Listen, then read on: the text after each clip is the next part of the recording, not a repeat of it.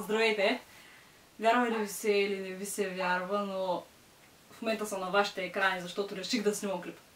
Ако чувате кучето отзад и ако виждате, че този фон вече не ми е обичайния фон. Това, което чувате между другото е котка. Да, вече имам котка, чакайте сега ще ви покажа. Ако успя да я хвана, понеже така реши да се прави интересна. Радка! Майка ти стара. Защо ми джупи лампата? Чакай, сега видим да работи. Добре. Ето, имам котка. Значи тази клета котка живее вкъщи от месец и нещо и е на 3 месеца, но в момента не говорим за нея. Може би ще направя някакво видео, за да ви покажа.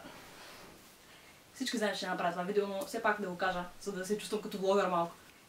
Стоя си аз и понеже нямам живот, си стоя във Фейсбук. Да, толкова скучно ми стана, че почнах да скролвам по нюсфида и гледам някаква снимка в една група и доста известна, може би много от вас се знаят, каза се Фотосвят. И в тази група хора постват свои снимки или някакъв път плагиатстват, няма значение. Бяха поснали една снимка на едно момче, което чете. И надписът отгоре беше: "Това е изчезващ вид." И на момента се ядосах. И ми идеше да се оплаша на някой, но после сетих, че нямам приятели. Извикам сега какво да правя и си казах: чакай малко бе. Има няколко хиляди човека, които са абонирани за този канал. И може би все някой от тях ще иска да ми слуша моите мисли. И затова правя това видео сега. Значи, по принцип съм човек, който държи да му знаят мнението. Обичам да изказвам това, което мисля, но не го правя, защото имам някакъв страх, който мисля, че е заложен във всеки човек.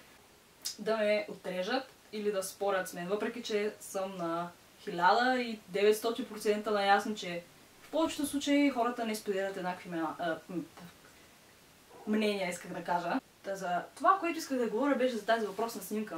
И по-точно тя всъщност ме предизвика да се замисля повече над един въпрос, който всъщност често го мисля. И това е как, нали, тази жена, която го беше поснала, беше написала, че човек, този тинейджър, който чете, е изчезващ вид. Защо хората така разделят хората на типове? Защо има типът хора... Добре, тинейджър, нека да ги почти малко в тинейджъри. Защо има тинейджъри, които всички знаят като купунджи, които ходят по дискотеки, пият, това. И след това е ноу-лайфъра или геймър, както се го наричате, който седи в тях забити, играе игри. След това има някакъв зубър, който чете книги, учи постоянно и изкарва добри оценки. И после има някакъв друг тип, който не прави нищо в живота си, освен да пътува, да кажем, или пък... И аз не знам, някакво странно хоби, което, разбираш ли, никой не би приел. Защо слагаме етикети на всичко? Защо един човек трябва да е, примерно сега, съвсем рандъм, защо един човек трябва да е гей, обратен, бисексуален? Не може всичко друго да е. Защо трябва да спадаш в една от категориите? Това, което искам да кажа е, че един човек, всъщност нищо в този свят не е на 100% черно или бяло. Никой от нас не е задължително да спада в някаква категория. Никой от нас, който чете книги, не е от изчезващ вид. Защото просто факта, че ни има, това ни прави все още съществуващ вид. Тая котка, значи, просто няма да коментирам. Един момент.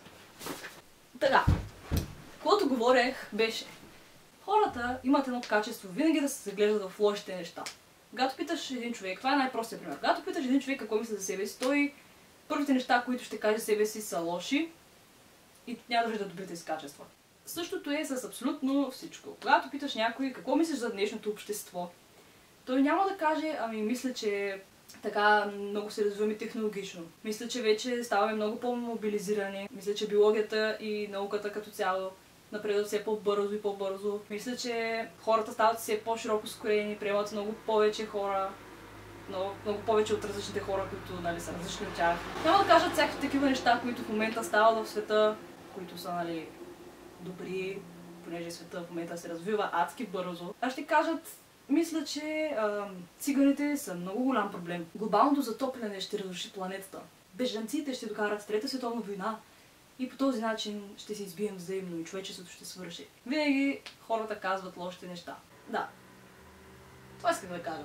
Защо го правим? Щом сме толкова широко скроени, и щом толкова приемаме всички и всичко, защо тогава не виждаме, че света не е черно и бяло, света е една дъга от цветове. Нали, просто стоим и си нареждаме: това е лошо, това е така, Това е много зле. Не знам как ще живеем от цената така. Защо просто не се хванем да го направим? И ако толкова нали, не сме доволни от нещо, имаме силата да го променим. Ние сме единствените, които имаме силата да го променим. Защо не го правим? И защо тази женица така реши, че този човек е изчезващ вид? Защото, знаете ли защо? Защото така си мисли, че когато нали, каже нещо такова за лошата страна на нещата, това, че все повече се занимават книгите и че тинейджерите вече само мислят за секс и за наркотици и за това как, кой да наебът и така нататък. И си мисля, че когато каже, ето, Евала на момчето, хванало е книга да прочете, браво, браво момченце, ти ще спасиш всички. Виж ги другите като тебе, на твоите години какви са. И някакви такива неща, в смисъл, тя си явно, не знам какво очаква тази женица. Между другото, съжалявам ако го гледаш, но да. И да, това е. Надявам се жената с снимката с изчезващия вид да гледа това видео и да осъзнае, че няма изчезващ вид хора и да осъзнае, че като посне снимка с такъв надпис няма да стане героя на света или на Фейсбук, няма да завалят харесвания и покани и ще открие смисъл на живота чрез това нещо, което го е написал. Никой няма да й каже Евала, браво. Така е. Браво, че го мислиш супер яко така. Продължавай да ги храниш по същия начин тинейджерите. Стига сме се съсредоточали върху лошите неща. Стига сме гледали как да съдим другите. Отворете си малко ушите и ушите и ноздрите и всичко и вижте, че едно нещо може да е добро или лошо, от която и гледна точка да го погледнеш. Всички се оплакваме за утрешния ден. Аз точно съм човека да го казвам, понеже аз много се оплаквам за утре, но факт е, че тези неща, които в момента говоря, по някакъв начин се опитвам и на себе си да ги кажа, за да ги разбера, защото, нали, знаете, някои неща вътрешно си ги знаеш, но просто не ги прилагаш на практика. Така че, Габриела, щом гледаш това видео и всички останали, които гледате това видео, почнахме училище и вместо да стоим и да си казваме, не ми се ходи, не искам, какво ще правя там, аз как така ще си отворя учебника да получа, не искам. Знам, че един ден училище ще ми липсва, знам, че съм привилегирована да уча и да мога да отида на училище утре, защото има милиони жени, и не само жени, всякакви хора, има милиони, които дори не знаят да четат, никога през живота си не се научават. Така че стига сме се оплаквали, нека си хванем раничките и да отидем на училище. Да учим да си живеем живота, без да съдим хората, без да свадим крайни заключения, без да се оплакваме за това как никой вече не чете, което всъщност не е така. Това ми е цялата цел на видеото, да го кажа, че няма изчезващ вид хора. Това, че една социална група е по-голяма от друга, не значи, че по-малката е по-малко важна или че изчезва. Така че, успешна ви учебна година. Моят съвет за тази учебна година и за изобщо за целия ви живот е да казвате каквото мислите, да не ви е страх от съдене и от обиди, каквото и да е, защото вашето мнение все някой го споделя, а дори да не го споделя на вас, какво ви пука. Щом вярвате в това нещо, не трябва да ви пука. И преди да завърша това видео, искам само единствено да кажа, че няма да забранявам коментарите на това видео. В смисъл, всеки може да каже абсолютно каквото си мисли и това, че вие не споделяте мнението ми, не означава, че ви мразя. И това, че аз не споделям вашето, не означава, че вие трябва да ме мразите. И да, това беше.